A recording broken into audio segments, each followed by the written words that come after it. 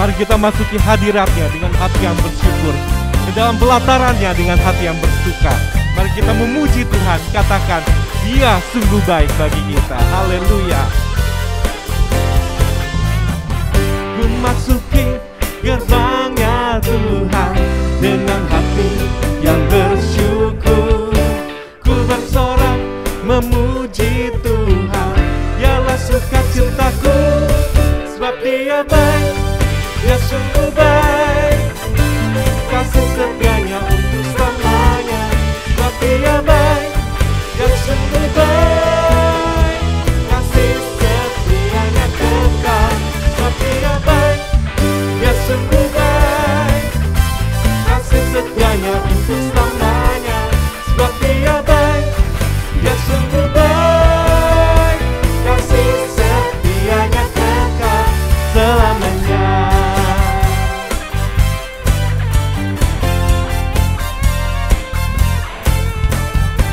Ku nyanyikan pujian bagi Dia dengan hati yang bersyukur. Ku rasakan kebaikannya di sepanjang hidupku. Sebab Dia baik, Dia sungguh baik, kasih setianya untuk selamanya. Sebab Dia baik, Dia sungguh baik, kasih setianya kekal. Sebab Dia baik, Dia sungguh baik, kasih setianya untuk selamanya. Sebab Dia baik, Dia sungguh baik, kasih setianya kekal. Kasih-Nya tak pernah berubah, dulu, sekarang, dan selamanya. Terpujilah Tuhan, terpujilah Yesus, terpujilah Tuhan, terpujilah Yesus, terpujilah Tuhan, terpujilah Yesus. Sebab Dia baik, Dia sungguh baik, kasih setianya untuk selamanya. Sebab Dia baik, Dia sungguh baik, kasih setianya kekal, kasih setianya kekal selamanya.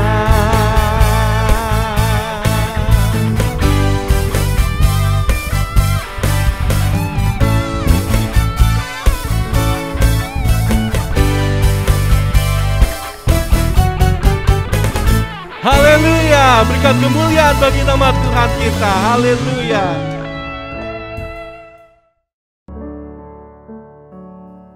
Musim berganti musim, hari berganti hari, tahun berganti tahun. Tetapi Tuhan itu selalu setia menyertai kita. Dia tidak pernah meninggalkan kita. Dia tidak pernah membiarkan kita sendiri. Mari kita memuji Dia. Mari kita menyembah nama-Nya yang kudus. Haleluya.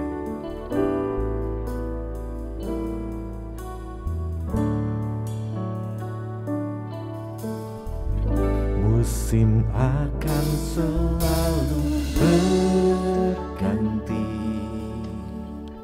kasih Tuhan tetap abadi, tak akan berubah sampai selamanya. Ku tetap percaya,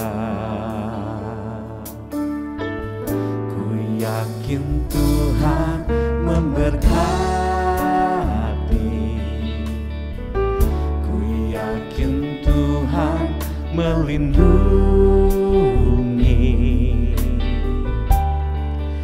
Burung di udara Tuhan pelihara, karena kasih-Nya.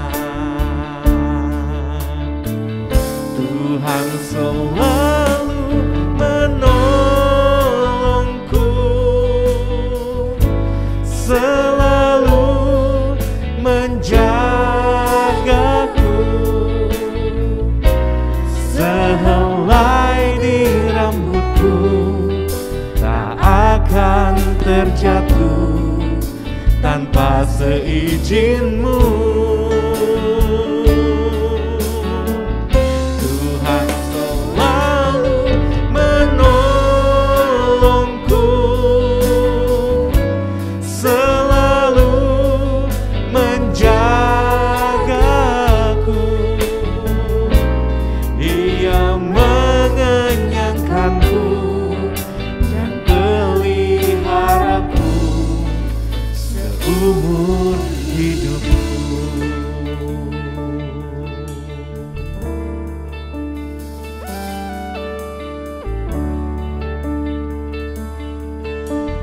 Musim akan selalu berganti, kasih Tuhan tetap abadi, tak akan berubah sampai selamanya. Ku tetap percaya, ku yakin Tuhan memberkati, ku yakin Tuhan melindungi. Burung di udara Tuhan pelihara karena kasih-Nya. Tuhan selalu menolongku, selalu menjagaku. Sehelai di rambutku tak akan terjatuh tanpa seizin-Mu. Tuhan selalu menolongku, selalu menjagaku. Ia mengenyangkanku dan peliharaku seumur hidupku. Tuhan selalu menolongku, selalu menjagaku. Sehelai di rambutku tak akan terjatuh tanpa seizin-Mu. Tuhan selalu menolongku, selalu menjagaku. Ia mengenyangkanku dan peliharaku seumur hidupku. Tuhan selalu menolongku, selalu menjagaku. Sehelai di rambutku tak akan terjatuh tanpa seizin-Mu. Tuhan selalu menolongku, selalu menjagaku. Ia mengenyangkanku dan peliharaku seumur hidupku. Tuhan selalu menolongku, selalu menjagaku. Sehelai di rambut hidupku tak akan terjatuh tanpa seizin-Mu. Tuhan selalu menolongku, selalu menjagaku. Dia mengenyangkanku dan peliharaku seumur hidupku. Dia mengenyangkanku dan peliharaku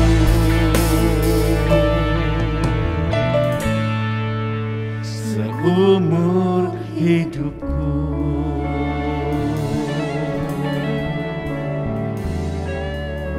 Haleluya. Shalom jemaat yang dikasihi Tuhan, senang sekali saya Pendeta Rubin Adi Abraham bisa melayani Anda dalam ibadah online ini. Hari ini saya akan menyampaikan firman dengan judul Walau dijepit tetap melejit. Kita akan baca Keluaran 14 ayat 1-4 yang berbunyi demikian. Berfirmanlah Tuhan kepada Musa demikian, katakanlah kepada orang Israel supaya mereka balik kembali dan berkemah di depan Pi-hahirot antara Migdol dan laut, tepat di depan Baal Zephon, berkemahlah kamu di tepi laut. Maka Firaun akan berkata tentang orang Israel, mereka telah sesat di negeri ini, padang gurun telah mengurung mereka.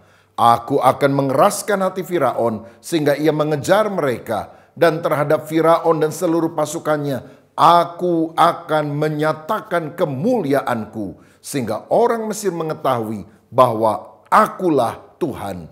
Lalu mereka berbuat demikian. Saudara sekalian, pada hari ini ada 4 kebenaran rohani yang sangat penting untuk kita pahami. Yang pertama, Allah kadang menuntun kita masuk pada keadaan terjepit. Ada banyak orang Kristen yang berpikir kalau dia ikut Yesus, percaya kepada Dia, maka semuanya akan berjalan dengan lancar, tidak ada masalah, hidupnya akan diberkati Tuhan. Tetapi kenyataannya tidak demikian. Seperti halnya orang Israel yang telah keluar dari negeri perbudakan Mesir untuk menuju tanah perjanjian Kanaan. Tetapi di tengah jalan mereka diperintahkan untuk balik kembali ke Pi-hahirot. Kata balik kembali berarti mereka sudah melewati daerah itu, tetapi kemudian disuruh kembali ke sana, padahal daerah itu adalah daerah yang sangat membahayakan, sangat tidak strategis karena berada di tepi Laut Merah. Saudara tahu kiri kanan padang gurun, kalau di belakang itu pasukan Firaun dan anak buahnya mengejar, maka mereka akan tersudut di sana. Tetapi masalahnya yang menyuruh mereka balik kembali adalah Tuhan. Tuhan yang membawa mereka dalam posisi yang terjepit. Kalau saya baca dalam Matius 4 ayat 1, dikatakan Yesus dibawa Roh Kudus untuk dicobai iblis. Bukankah kalau Roh Kudus menuntun kita pasti Dia akan membawa pada jalan kemenangan? Kenapa Roh Kudus justru membawa Yesus untuk dicobai iblis? Tentu bukan karena Yesus berdosa, Allah Bapa membenci Yesus, atau mau menghancurkan hidupnya. Tidak. Saya percaya Tuhan juga punya rencana yang indah di dalam kehidupan kita. Kalau kadang kita dibawa masuk ke dalam pencobaan-pencobaan yang kita tidak harapkan. Ya, pencobaan dari iblis adalah ujian dari Tuhan untuk mengokohkan iman kita. Karena rancangan Tuhan bagi kita adalah damai sejahtera dan bukan rancangan kecelakaan untuk memberikan kepada kita hari depan yang penuh dengan harapan. Di ayat 4 tadi dikatakan tujuan mereka disuruh balik ke Pi-hahirot supaya Firaun menyangka mereka sudah tersesat sehingga dia akan mengejar orang Israel dan Tuhan akan menyatakan kemuliaannya kepada orang-orang yang tidak percaya dan menunjukkan bahwa umat Israel adalah umat pilihan. Saya mau katakan ketika kesulitan datang, tujuan Tuhan adalah engkau ngalami Tuhan, ngalami mujizatnya, kuasanya, pertolongannya, kemuliaannya. Dalam Markus 4, Yesus pernah mengajak murid-muridnya pergi menyeberangi Danau Galilea. Siapa yang mengajak? Yesus. Tapi di tengah perjalanan ketika Yesus sedang tidur, badai mengamuk dan hampir menenggelamkan perahu tersebut. Sehingga mereka berteriak-teriak kepada Tuhan. Saudara, apa tujuan Yesus mengajak muridnya ke seberang Danau Galilea? Apakah untuk menenggelamkan mereka? Tidak. Justru untuk menunjukkan kuasanya bahwa dia bisa menghentikan badai dan membuatnya menjadi teduh sekali. Saudara ingin mengalami mujizat? Amin. Saya mau katakan, mujizat itu baru terjadi kalau ada masalah. Kalau tidak ada masalah, tidak ada mujizat. Kalau masalahnya kecil, mujizatnya kecil. Masalahnya sedang, mujizatnya sedang. Dan kalau saudara mengharapkan mujizat yang besar, engkau harus siap menghadapi masalah yang besar. Tapi jangan khawatir. Kalau hari ini engkau sedang mengalami masalah, tantangan yang berat dalam hidupmu, percayalah mujizat Allah yang besar-besaran akan terjadi dalam hidup saudara. Karena dia akan menyatakan kemuliaannya. Saudara, saya teringat satu kali ada seorang jenderal yang baru saja lepas dari tangkapan musuh yang hampir saja membunuh dia hingga mati. Lalu dia meneruskan perjalanannya dan dia mengunjungi seorang petani yang kaya karena hasilnya banyak, yang adalah teman baik dari si jenderal perang ini. Dan setelah dijamu, maka si jenderal bilang, "Terima kasih ya sobat, kamu sudah menjamu saya dan rombongan. Kira-kira ada permintaan apa dari kamu kepada saya?" "Oh, saya nggak minta apa-apa, saya senang bisa menjamu Anda." Jenderal bilang, "Ayolah, kamu harus minta sesuatu dari saya." Petani pikir, minta apa ya? Udah gini aja dah. Saya kan dengar kamu ditangkap musuh dan hampir saja mati. Bisa nggak kamu ceritakan betapa takutnya waktu kamu hampir dihukum mati dan betapa leganya waktu kamu dibebaskan? Itu saja permintaan saya. Mendengar permintaan itu, wajah jenderal langsung merah. Dia gebrak meja. Dia bilang, "Kamu tahu itu pengalaman yang paling menakutkan, traumatis dalam hidup saya. Dan kamu tega-teganya minta saya menceritakan itu kepada kamu. Aduh, keterlaluan kamu. Hai pengawal, tangkap petani kurang ajar ini. Ikat di sebatang pohon. Dan aku akan beri aba-aba pada hitungan ketiga. Tembak dia sampai mati." Wah, petaninya kaget. Istri petani, anak petani nangis semuanya. Minta ampun, minta maaf. Tapi jenderal tidak menggubris. Saudara, orang ini diikat. Dan kemudian pasukan sudah siap untuk mengeksekusinya. Dan jenderal berkata, 1, 2, 3. Ya cukup, lepaskan katanya. Itu petani yang udah ketakutan, gemeter, mungkin sampai terkencing-kencing, saudara. Akhirnya dilepaskan oleh anak buah si jenderal. Dan kemudian setelah suasana lebih tenang, si jenderal mendatangi temannya, petani ini, menepuk-nepuk pundaknya dan bilang, "Nah sobat, begitulah rasa takut saya ketika saya hampir mati. Dan betapa leganya ketika saya bisa bebas." Si petani tahu seperti itu, marah dia sudah. "Kurang ajar ya, kamu memang jenderal. Tapi kebangetan kamu begitu sama saya. Saya udah nraktir kamu." Waduh, saya pikir saya benar-benar mau dibunuh. Lalu si jenderal bilang, "Loh, kalau saya cuma cerita, saya ini takut. Tapi kemudian lega setelah dibebaskan. Ya paling kamu ngangguk-ngangguk, kamu nggak ngalami. Karena itu saya masukkan kamu dalam satu simulasi sehingga engkau mengalami sendiri bagaimana perasaan bergumul pada waktu masalah itu datang dan betapa lega, bahagia ketika aku bisa bebas." Nah sobat, itulah yang aku rasakan katanya. Kalau saudara mengalami kesulitan, tantangan, masalah, percayalah Tuhan sedang membawa kita. Bukan untuk menakut-nakuti, tapi supaya kita ngalami Tuhan. Mungkin engkau pernah mendengar kesaksian-kesaksian dari orang tuamu yang Kristen. Atau dari saudara seiman, dari pendeta. Tetapi Tuhan ingin engkau mengalami secara pribadi kemuliaannya. Dan itu hanya bisa engkau hayati ketika engkau masuk di dalam keadaan yang terjepit. Jadi percayalah, keadaan yang terjepit kadang-kadang diizinkan Tuhan untuk satu maksud yang luar biasa. Yang kedua, Allah menguji kita dalam keadaan terjepit. Dalam Keluaran 14 ayat 5-9 dikatakan ketika diberitahukan kepada Raja Mesir bahwa bangsa itu telah lari, maka berubahlah hati Firaun dan pegawai-pegawainya terhadap bangsa itu, dan berkatalah mereka, apakah yang telah kita perbuat ini bahwa kita membiarkan orang Israel pergi dari perbudakan kita? Kemudian ia memasang keretanya dan membawa rakyatnya, serta ia membawa 600 kereta yang terpilih. Ya, segala kereta Mesir, masing-masing lengkap dengan perwiranya. Demikianlah Tuhan mengeraskan hati Firaun, Raja Mesir itu, sehingga ia mengejar orang Israel. Tetapi orang Israel berjalan terus, dipimpin oleh tangan yang dinaikkan. Ayat 9, adapun orang Mesir, segala kuda dan kereta Firaun, orang-orang berkuda dan pasukannya mengejar mereka dan mencapai mereka pada waktu mereka berkemah di tepi laut dekat Pi-hahirot di depan Baal-Zephon. Saudara sekalian, seringkali Tuhan menguji kita untuk melihat apakah kita sungguh percaya dan setia kepada Dia. Dan ujian Tuhan itu biasanya terjadi ketika kesulitan, situasi yang penuh, masalah menimpa sehingga kita sepertinya habis akal. Padahal saat seperti itu adalah untuk menunjukkan kedalaman iman kita dan mengajar kita berhenti bergantung kepada manusia tetapi bergantung kepada Dia. Dan kalau kita sungguh mengandalkan Dia, kita akan naik kelas secara rohani.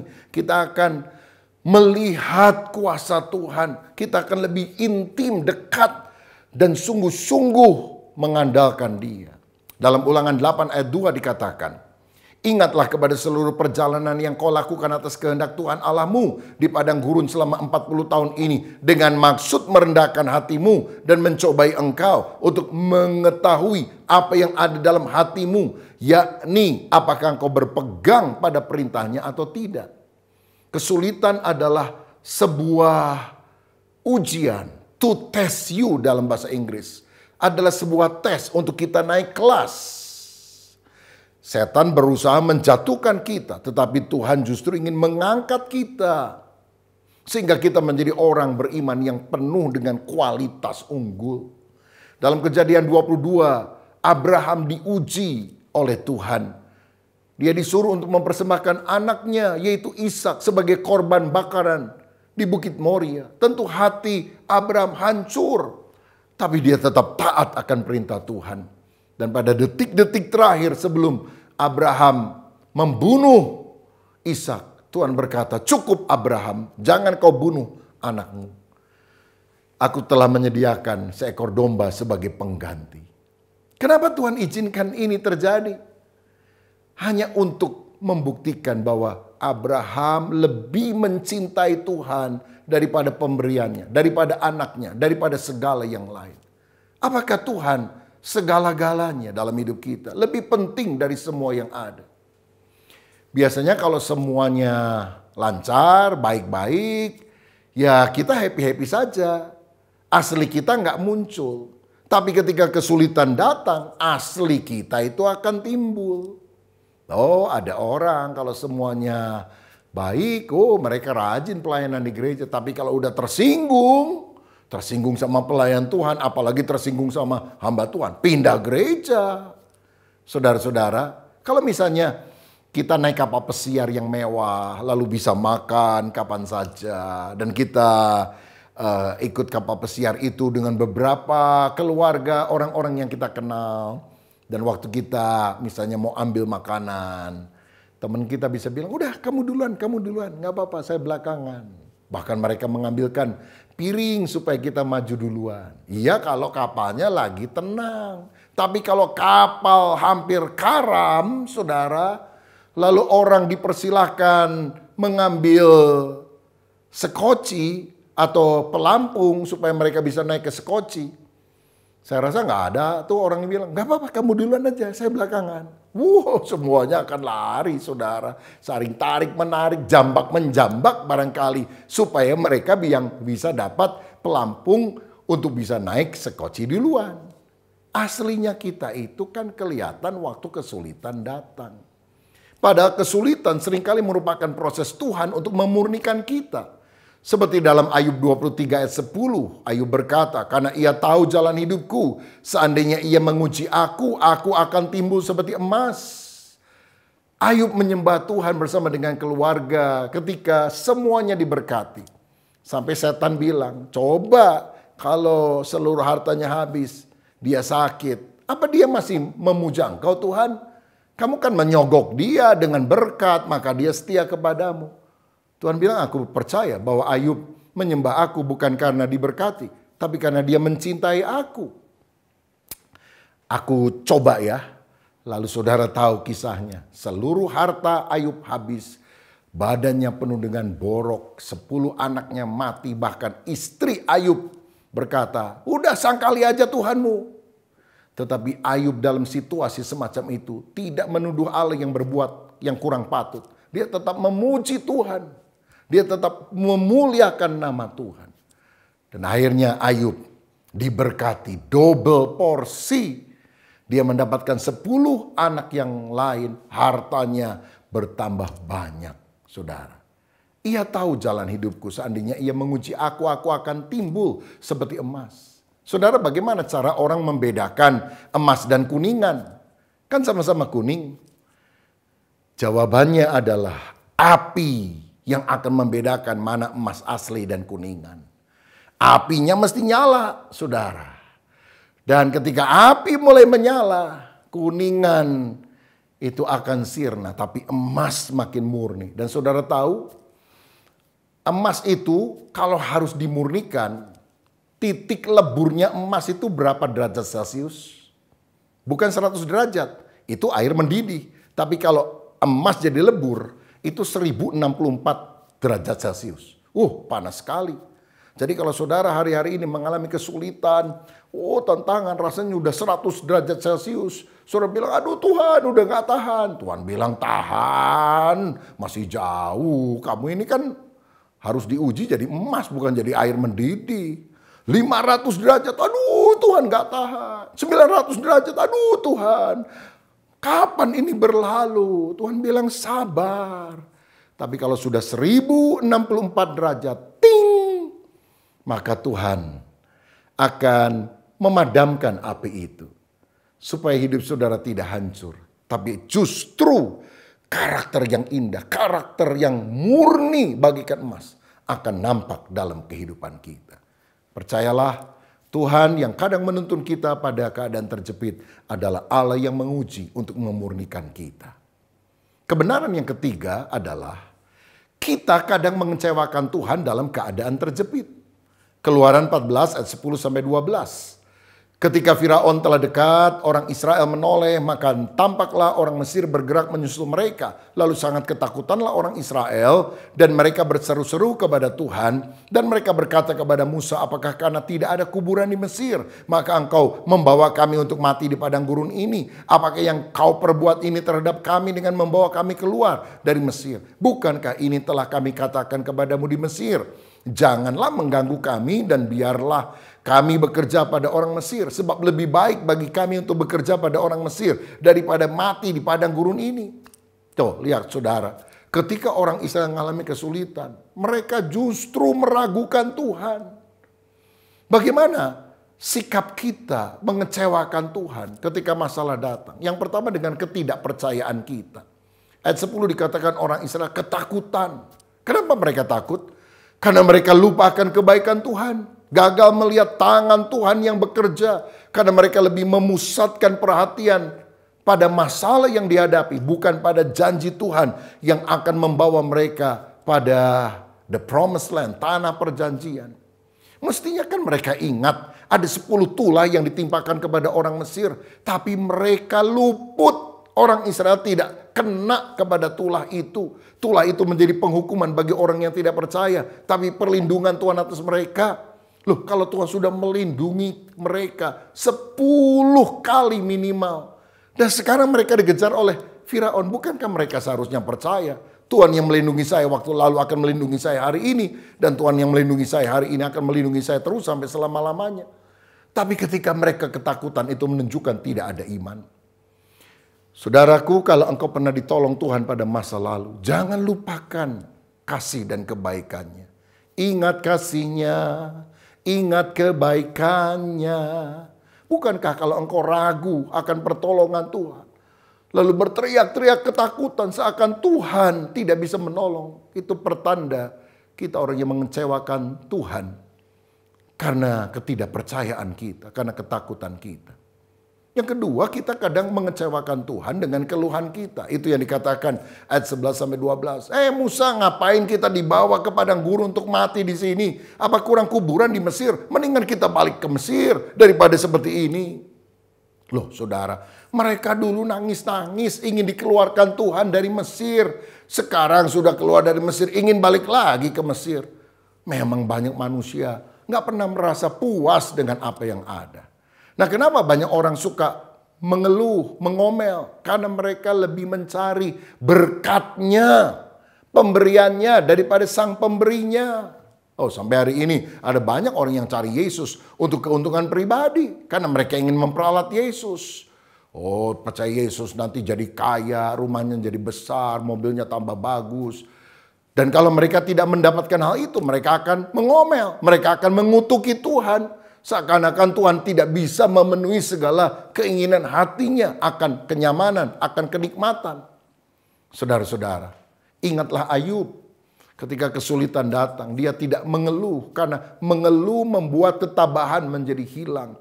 Tetapi ketika dia bersyukur kepada Tuhan, dia mendapatkan berkat 2 kali lipat ganda. Saya pernah ingat satu cerita, ada seorang raja yang ingin memberkati rakyatnya, lalu tengah malam dia datang pelan-pelan, sembunyi-sembunyi, lalu dia menggali sebuah tanah yang biasanya dilalui oleh orang-orang, karena orang-orang jalan di jalan itu, lalu dia menaruh satu bungkusan berisi uang yang banyak dan perhiasan yang banyak juga. Lalu dia gelindingkan batu yang besar untuk menutup bungkusan itu. Keesokan harinya ketika rakyat jalan di jalan yang biasa, mereka bingung siapa ya yang menaruh batu besar ini. Oh, semuanya mengomel, menggerutu. Sampai seorang pemuda bilang, kalau kita ngomel terus, jalan ini nggak bisa dilalui karena ada batunya yang gede banget. Ayo kita dorong sama-sama. Nggak ada yang mau tolong. Malah orang bilang, jangan-jangan kamu ya yang tadi malam menggelindingkan batu ini. Akhirnya pemuda ini dengan susah payah harus mendorong batu tersebut. Dan ketika batu itu mulai bergeser, menggelinding, dia melihat ada bungkusan. Dan waktu dia buka, uang yang banyak, perhiasan yang banyak, dan ada surat. Siapa yang menemukan ini? Terimalah, ini hadiah dariku. Dan ada tanda tangan raja. Saya percaya, kesulitan adalah berkat Allah yang menyamar. Kalau kita sungguh-sungguh percaya dan bersyukur di balik segala tantangan, engkau akan melihat berkat ilahi mengalir limpah secara jasmani dan terutama secara rohani. Kemuliaan Allah yang luar biasa dinyatakan. Haleluya. Dan yang terakhir, yang keempat, Allah mau menolong kita keluar dari keadaan terjepit. Sehingga dari terjepit, akhirnya kita melejit lebih tinggi lagi. Ayat 13 dan 14 dikatakan, tetapi berkatalah Musa kepada bangsa itu, janganlah takut, berdirilah tetap dan lihatlah keselamatan dari Tuhan yang akan diberikannya hari ini kepadamu. Sebab orang Mesir yang kamu lihat hari ini tidak akan kamu lihat lagi untuk selama-lamanya. Tuhan akan berperang untuk kamu dan kamu akan diam saja. Saudara, dalam segala kondisi percayailah Tuhan, peganglah firman-Nya, nantikanlah waktu Tuhan, mujizat akan terjadi. Tuhan yang akan berperang ganti kita. Mereka yang memandang kesulitan akan binasa pada masa padang gurun. Tetapi kalau kita memandang Allah yang telah berjanji untuk setia, mendampingi, memberikan kemenangan, bahkan di masa padang gurun, kita akan melihat berkat Allah yang luar biasa. Kita akan keluar sebagai pemenang. Haleluya. Apa yang terjadi? Laut terberau, laut merah terbelah menjadi 2. Orang Israel berjalan di atas tanah yang kering. Dan orang-orang Mesir yang kemudian mencoba untuk menyusul mereka mati binasa karena laut itu menutup kembali. Percayalah, pertolongan Tuhan seringkali tak diduga-duga. Siapa yang menduga tiba-tiba laut bisa terbelah menjadi 2? Itu hanya karena Tuhan yang melakukan pertolongannya. Saudara sekalian, saya teringat ada sebuah gereja mitra kita di Pangandaran, di Jawa Barat, dekat pantai, yang satu kali mengalami kesulitan. Jadi ceritanya begini, mereka membeli sebidang tanah lalu membangun gereja di belakang rumahnya orang. Orang ini memang punya tanah yang cukup luas dan gereja membeli sebagian di bagian belakang. Nah, jadi kalau mau kebaktian orang mesti lewat masuk melalui tanah orang tersebut. Asalnya nggak apa-apa, tapi lama-lama orang ini kok jadinya berubah pikiran, jadi kurang suka lihat orang lalu lalang mau kebaktian. Dibikin pagar, saudara-saudara. Memang ada pintunya. Tapi kemudian ketika orang lalu lalang dia pakai wajah cemberut begitu, saudara. Saya pernah satu kali khotbah, wah speaker dihadapkan ke gereja, musik dangdut keras-keras dibunyikan. Waduh. Sampai akhirnya gembala setempat berunding ingin membeli tanah itu supaya setidaknya ada jalan lah yang dibeli oleh gereja. Gak usah seluruh tanahnya karena cukup besar. Tapi orang ini gak mau jual. Dan akhirnya beberapa kali coba dibujuk. Dia bilang, oke, saya mau jual. Harganya sekian. Tinggi sekali. Gak masuk akal, saudara. Akhirnya kita berdoa, berpuasa, Tuhan berikanlah jalan. Ini secara manusia mustahil nih. Satu kali, saudara. Itu yang punya tanah datang kepada gembala setempat. Dia bilang, Pak, cepat beli tanah saya. Beli. Loh, katanya Bapak gak mau jual ini tanah. Kenapa sekarang mau jual? Tadi malam istri saya mimpi didatangi kakek jubah putih, jenggot panjang. Dan dibilang, jual, jual, jual itu tanah. Kalau tidak dijual, celaka kamu. Wah, saudara-saudara, karena itulah akhirnya tanahnya dijual. Masih syukur itu kakek jubah putih bilang, jual, jual. Kalau kakeknya ngomong, kasih ke gereja. Wah, lebih rugi dia, saudara. Nah, akhirnya gereja di sana bisa membeli jalan untuk orang-orang masuk, bahkan mobil pun bisa masuk. Puji Tuhan. Bahkan rumah daripada orang ini kemudian dibeli oleh seorang majelis gereja, sehingga kalau misalnya perayaan Paskah atau Natal banyak orangnya, kita bisa pinjem bangku dari majelis gereja, orang bisa duduk di terasnya juga untuk mendengar firman Tuhan. Saudara, kesulitan yang dialami justru mendatangkan berkah ketika kita percaya. Hari ini saya berdoa, apapun yang menjadi tantangan kehidupanmu, percaya bagi Tuhan tidak ada yang mustahil. Adakah saudara yang sedang mengalami sakit penyakit, masalah keluarga, masalah pekerjaan, apapun juga. Keadaan menjepit hidup saudara. Tapi Tuhan ingin membawa engkau dari situasi terjepit, melejit, melihat kemuliaan Tuhan. Siapa yang percaya Tuhan bisa melakukan itu dalam hidup saudara? Mari kita pejamkan mata, tundukkan kepala, kita berdoa. Bapa Surgawi, terima kasih kami sudah mendengar firman-Mu. Kalau Tuhan sanggup membelah laut untuk menolong orang Israel, kami percaya Tuhan bisa membuat breakthrough, terobosan dalam hidup kami. Sehingga kami keluar sebagai pemenang. Hari-hari ini, kalau kami sedang menghadapi tantangan, biarkan iman kami tetap teguh kepadamu. Kami percaya kesulitan hanya cara Tuhan untuk Engkau menyatakan kuasa-Mu, kemuliaan-Mu bagi kami. Biar kami percaya kepada Tuhan. Dan karena kami percaya, kami akan melihat kuasa mujizat Allah dinyatakan. Berkat-Mu atas kami dalam nama Tuhan Yesus Kristus. Haleluya. Amin. Tuhan Yesus memberkati.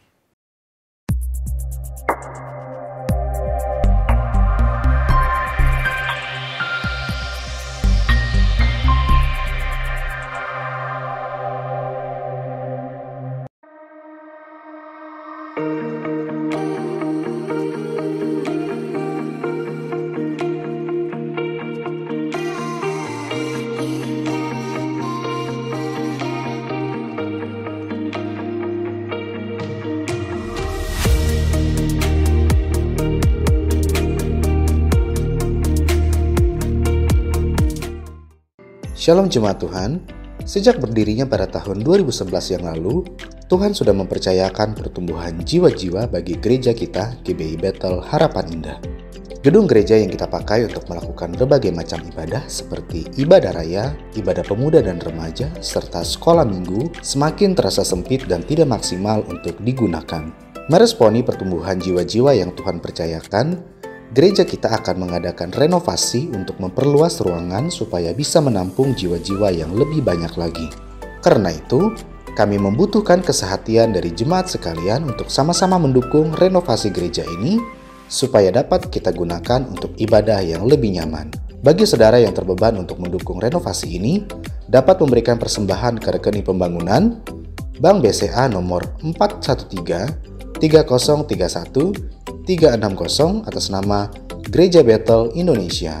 Firman Tuhan di dalam Galatia pasal ayat 6 ayat kedua mengatakan, "Bertolong-tolonglah menanggung bebanmu, demikianlah kamu memenuhi hukum Kristus." Kita percaya janji Tuhan, ketika ada kesehatian, maka berkat Tuhan akan dicurahkan atas kita. Tuhan Yesus memberkati.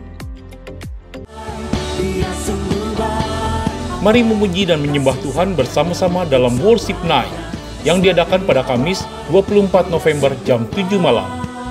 Diadakan secara onsite di GBI Bethel Mekarwangi, Bandung dan live on YouTube channel GBI Bethel.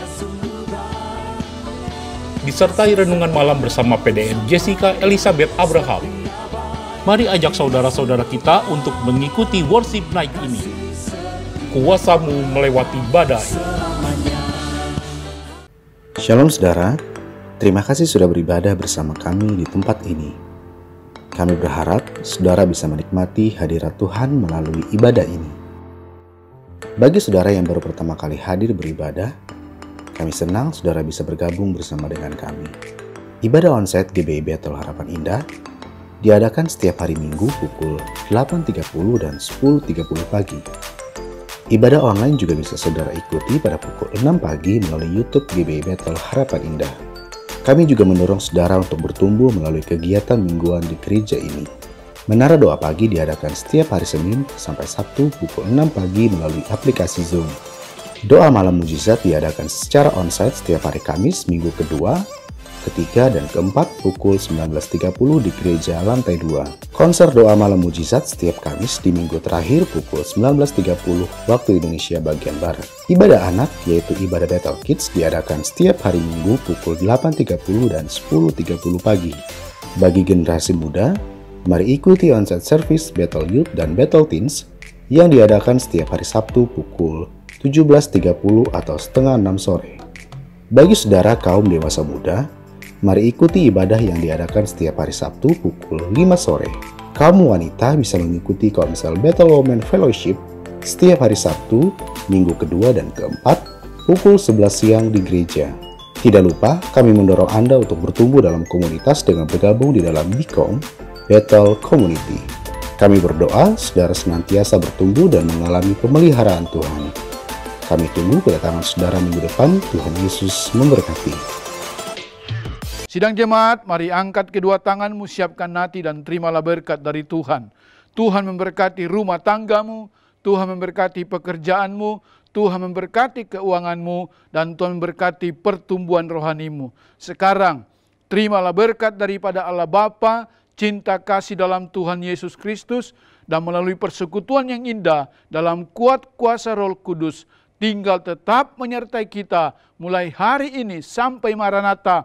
Yesus Kristus datang pada kali yang kedua menjemput kita di awan-awan yang permai. Yang percaya dan sudah diberkati Tuhan, mari katakan bersama, amin. Shalom, Tuhan memberkati kita semua.